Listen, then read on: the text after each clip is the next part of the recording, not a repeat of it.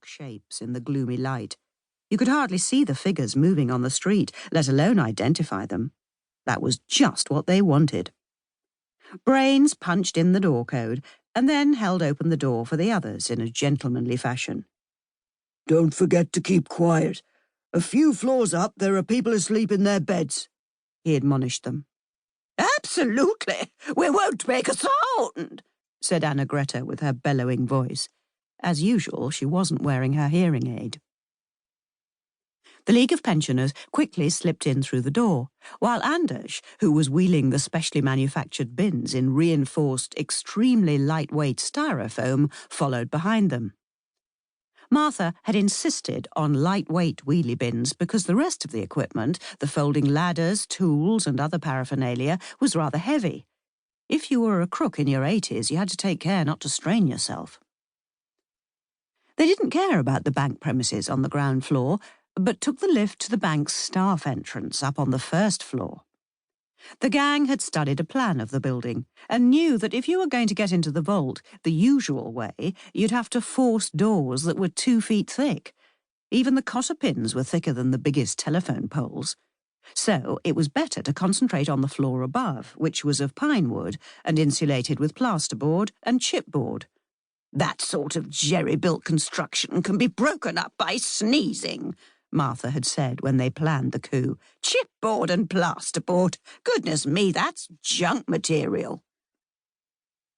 As part of their preparations, she'd been inside the bank and discussed some investments. And on those occasions she'd made a point of complimenting the bank officer for the elegant flooring. And then, of course, she had asked how it was constructed and where she could get a similar floor because she wanted one just as fancy for her own flat. Indeed, as with every crime, good planning was of the essence. Brains felt a drop of sweat on his chin. The work overalls were too warm, and wearing a Pavarotti latex mask was admittedly a good way of fooling the police, but it was stickier than the worst toffee. Rake's Elton John disguise didn't seem nearly as uncomfortable, and Anna Greta actually looked perfectly happy as Margaret Thatcher. Even though a former Prime Minister would hardly have gone around in work clothes with the logo "We'll Clean You Out" written on them. "Here it is." Brains looked around him, took a deep breath, and quickly picked the lock to the staff entrance. Then he carefully opened the door, advanced a few quick steps to the alarm panel, and short-circuited it. The others followed after him, and once inside the door they turned on their little diode lamps and let the beams sweep over the room. Dark brick walls, newly laid floor, some bookcases, chairs, and a meeting table in the middle. It looked just like any other workplace does, but this one was right on top of a bank vault with at least 10 million kroner in it. Brains pulled one of the wheelie bins towards him and fished out a compass saw, a drill, a hammer, and some little blue and pink pigs he'd got from Swedbank.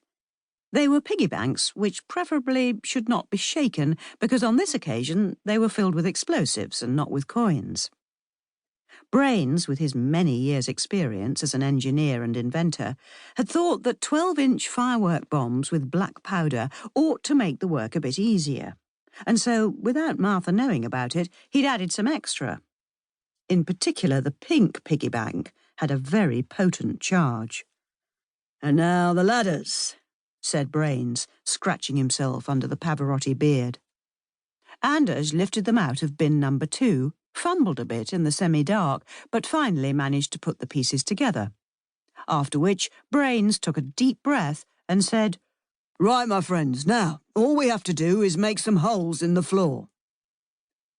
The drill and compass saw were handed out, and Brains, Rake and Anders set to work. Incidentally, Anders had chosen a Brad Pitt mask because he didn't want to look as old as the others, and now he regretted it. The mask was so tight that he could hardly breathe.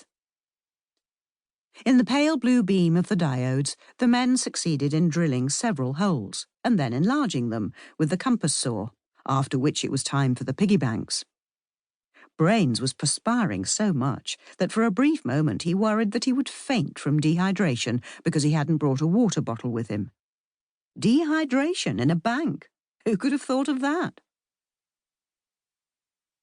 Martha looked up at the gable building that had